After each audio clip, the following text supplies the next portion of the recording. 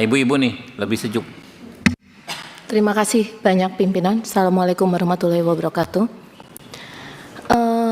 Bapak-bapak dan ibu-ibu penegak hukum di sini, saya tuh cuma penasaran, saya nggak bicara sebagai saya anggota DPR RI di sini. Saya mau tanya sebagai masyarakat umum nih. Karena kan bapak dan ibu di sini adalah penegak hukum yang tugasnya itu adalah melindungi, membuat nyaman masyarakat, ya kan, menjaga keselamatan masyarakat, kenyamanannya juga. Pertanyaan saya untuk bapak dan ibu di sini, menurut Anda, bila saya di posisi yang saya itu dalam posisi kepepet, kejepit, atau apalah namanya, saya itu dalam situasi menghadapi kejahatan, ya kan? Dan saya itu punya kesempatan karena di situ tidak ada penegak hukum yang bisa dimintai bantuan atau polisi ada di tempat.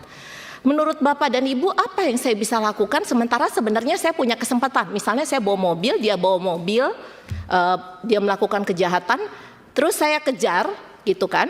Atau dalam situasi bagaimana sebaiknya saya melindungi diri saya, atau saya punya kesempatan untuk membela diri tanpa saya juga tanpa mengabaikan keselamatan si penjahat.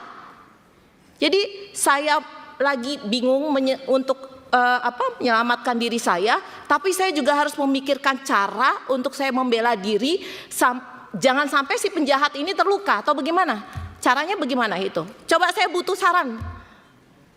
Nanti kalau saya kejar, dia misal pakai mobil, saya pakai mobil, saya kejar nih, gitu kan? Di depan ada jurang, dia nggak ngerem, dia masuk jurang, mati.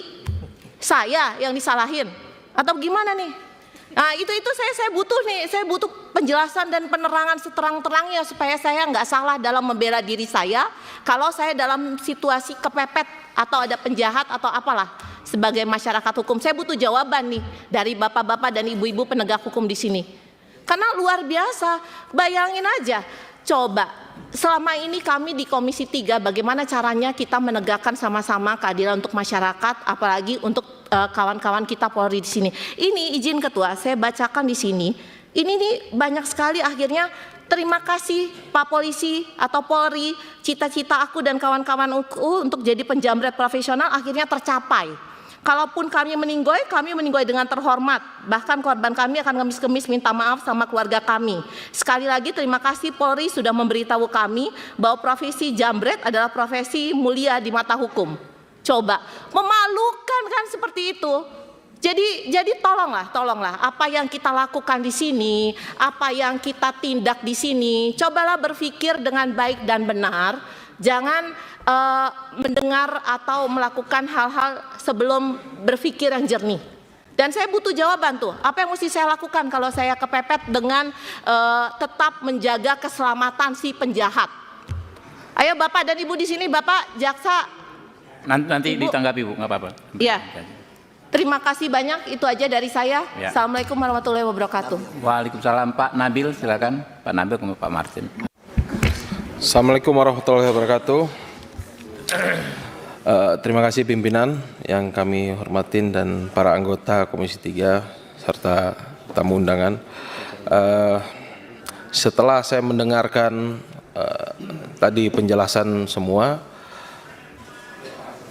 menurut saya Pak Hogi ini tidak ada niatan membunuh, namun dia sebagai suami yang baik melindungi istrinya dengan tujuan menghentikan si penjamret. Semua tahu namanya jambret itu adalah satu tindakan yang jahat ya, dan kita usul seperti yang tadi senior-senior sampaikan, yang mana kasus ini lebih baik dihentikan karena tidak ada unsur pidana. Jadi saya pikir itu sudah sangat jelas. Terima kasih. Assalamualaikum warahmatullahi wabarakatuh. Pak Martin.